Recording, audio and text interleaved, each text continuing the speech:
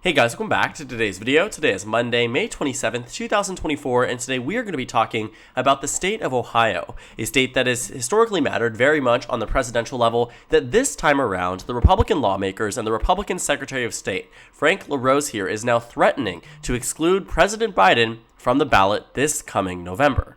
Now, this might feel very similar to the situation that we talked about very briefly back when Colorado's Supreme Court excluded Donald Trump from the primary ballot on the basis of the 14th Amendment, citing that he had partaken in insurrection, an issue that made it all the way up to the United States Supreme Court that in a unanimous decision ultimately decided that Donald Trump must remain on the ballot regardless of how the Colorado Supreme Court feels about his participation, or lack thereof, in January 6th.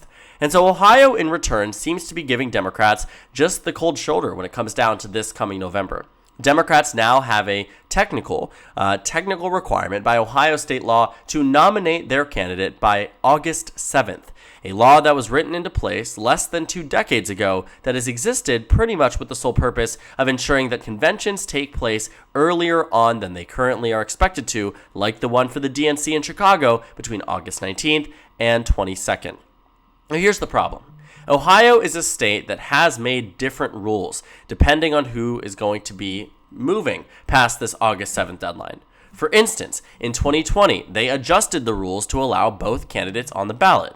In 2012, they adjusted the rules to allow President Obama on the ballot.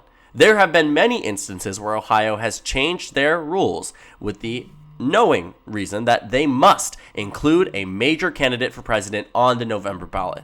And yet, this time around, because of increased partisanship and polarization, and arguably as a way to get back at the Colorado Democrats, the Colorado Supreme Court, the Ohio Republicans did not make a provision in place to go around this existing law, meaning that if it was entirely up to them, Joe Biden would not be on the ballot this November. Now, I think it actually gets a little bit deeper than just simple petty politics. On one end, I could entirely see that Republicans are doing this because they're upset about what happened in Colorado. But that's said and done for. The Supreme Court said you're wrong in a unanimous decision. All of the liberal justices joined the Republicans on that decision there, and it was one that really had no question. When we covered it on our channel here, we talked about how this was never going to actually be upheld by the Supreme Court. That the only reality in which we saw that was maybe if they wanted to take direct intervention at preventing Donald Trump from being their nominee. At that point in time, it was speculative if he was going to easily win the nomination, but it very much looked like he was going to. And so that was the only real inclination there that we ever discussed, that there might be a possibility that he is taken off the ballot.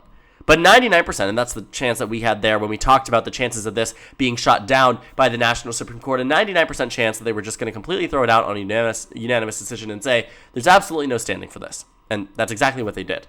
And so that end makes me think maybe this wasn't something that the Ohio Republicans were looking at and saying, this is our only way at getting back at Colorado. I think a lot of it had to do with exactly what's happening this coming November. Now, for a reminder, just a refresher, in 2020, Donald Trump won this state by 8.1%. In 2016, he also won the state by 8.1%. So in around 4 years, despite Democrats investing very heavily, with President Biden in Ohio investing very heavily in the Rust Belt, improving in Pennsylvania, improving in Michigan, improving in Wisconsin, even improving in surrounding states like West Virginia, Kentucky, and Indiana, Ohio didn't move. And so I think what we found here was that Ohio really sort of maintained its dominating electoral presence for the Republican Party. And so they really have nothing to be worried about on the presidential level. In fact, the polls right now show that currently Joe Biden is losing to Donald Trump in the state by 10 points, 2 points more than where it was in 2020.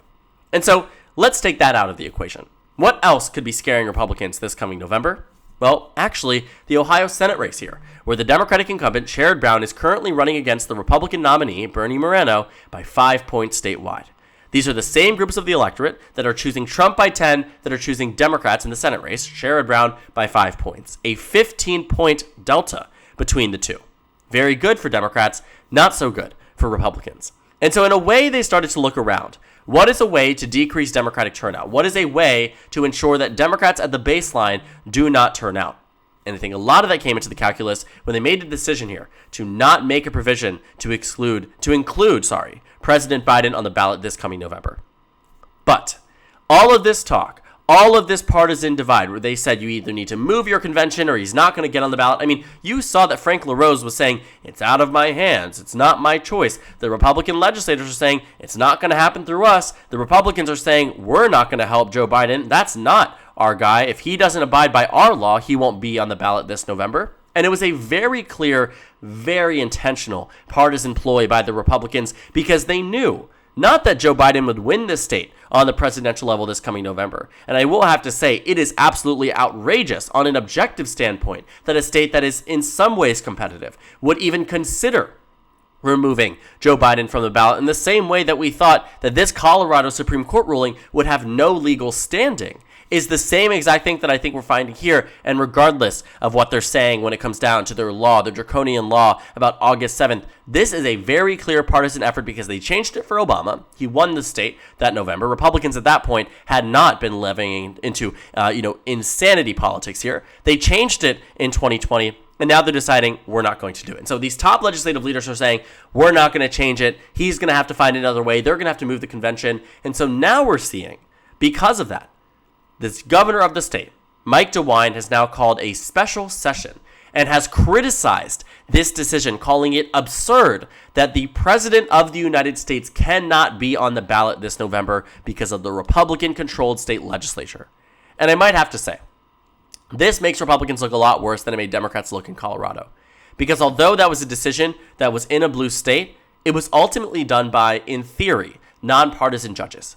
This one is a very clear and concerted effort by Republicans in the state that I actually could see not only backfiring in the way that it already has, having your own governor call out your entirety of the state legislature, making a decision that you're going to have to come back into session when you were never really expecting to ensure that a Democratic president makes it on the ballot. I also very much see this as something that could show that Republicans, again, Democrats leaning into this idea that Republicans are anti-democratic, anti-democracy, pro-rigging elections. I mean, this is something that Republicans really need to shy away against, especially as their whole MO is the 2020 election was stolen, Democrats changed the rules in Pennsylvania, yada, yada, yada.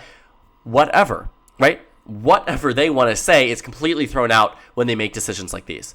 And so it looks enormously bad for the entirety of the Ohio Republican Party that they even did this in the first place. Because Ohio isn't actually alone in situations like this.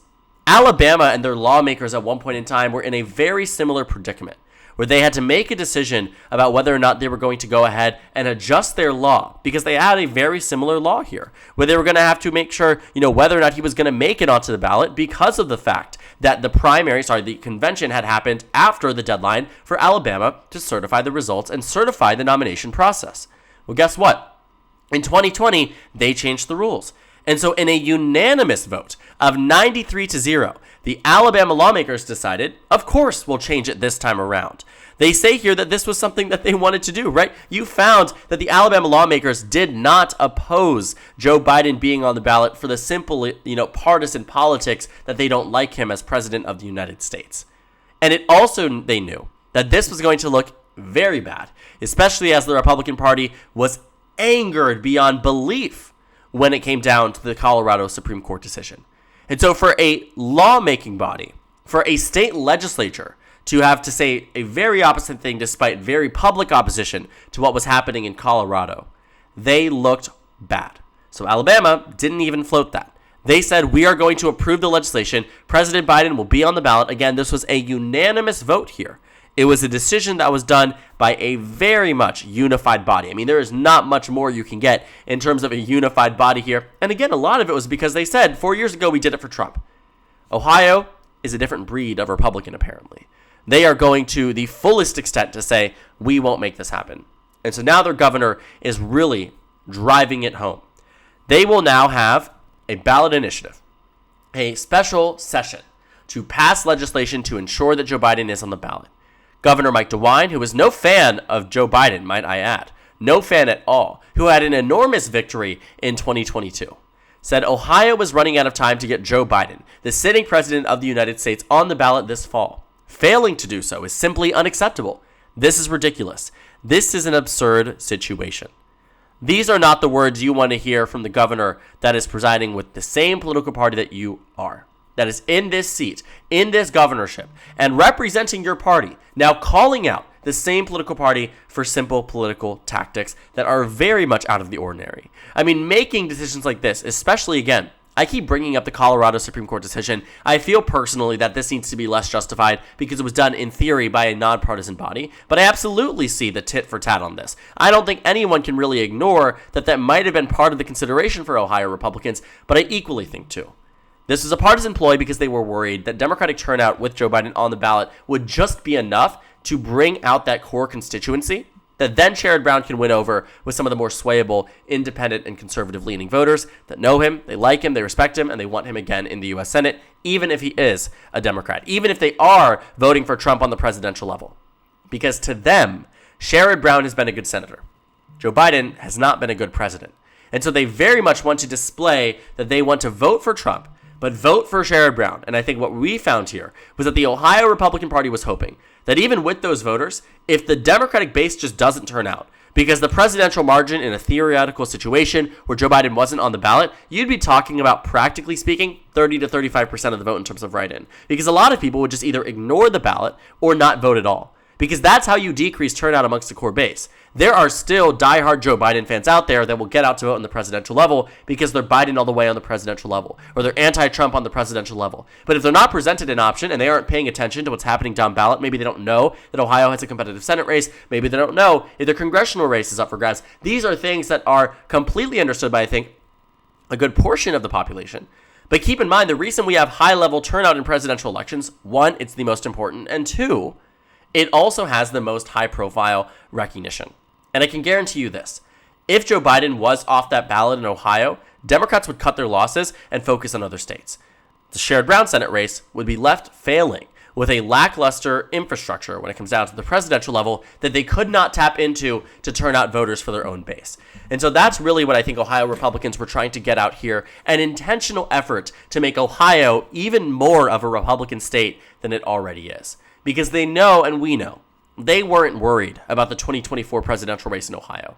They weren't worried about any of the down-ballot congressional races with the exception of maybe Marcy Kaptur, and really, that's it.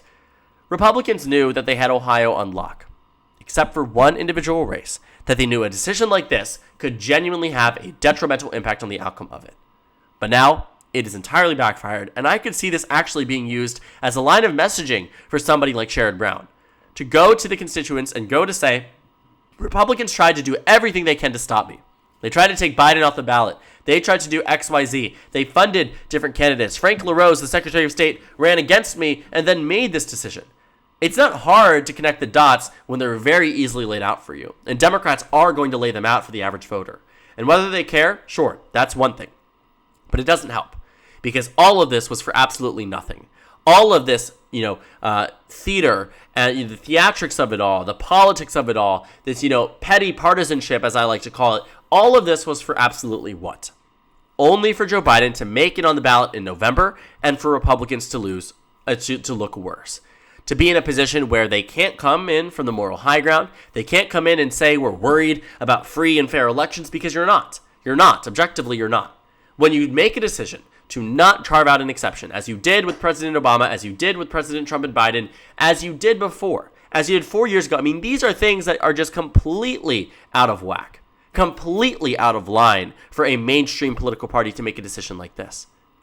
I think this is something that just simply really didn't pan out the way they thought it would. I think they were very confident that Mike DeWine would be on their side with this. That's why they really tried to drive this home. Why Frank LaRose was quite frankly baiting Democrats by making very, very public statements. Joe Biden will not appear on the ballot. It's not my choice. It's out of my hands. The legislature needs to do something. The legislature says, no, we're not going to do anything. Joe Biden's not our guy. No chance he's on the ballot this November. I mean, all of these different things here were all made in an effort because they thought that they were going to come away from this and Joe Biden genuinely was not going to be on the ballot this November. But if Mike DeWine is going to do anything, he is going to ensure that this happens. And I can also say this. This will likely reach the U.S. Supreme Court. And while they may, in one end, side with the provision that this law, in theory, could be constitutional, they will probably strike it down for 2024. I know Democrats don't have much faith or confidence in this Supreme Court. But they've made things pretty clear on the end that candidates must appear on the ballot regardless of how partisans think about it, regardless of how they interpret different situations, and that could very much include this legislation. And so I do have full confidence that Mike DeWine will ensure that Republicans get on track, as Alabama lawmakers did in a unanimous vote. I have full confidence Ohio will follow suit, and Ohio will have Joe Biden on the ballot this November, and people like Sherrod Brown will not be impacted negatively by it, and potentially even positively, given the crap show that this has been for Republicans, with all these theatrics amounting to absolutely nothing. So thank you guys so much for watching this video. Make sure to comment down suggestions below. Subscribe on the left if you haven't already, and check out the Instagram and Twitter. At the bottom left of the screen, there's also a Discord server for you to go ahead and join. On the screen, there's a video you can watch and a playlist from my 2024 election analysis videos. Again, thank you guys so much for watching, and I will see you all later today.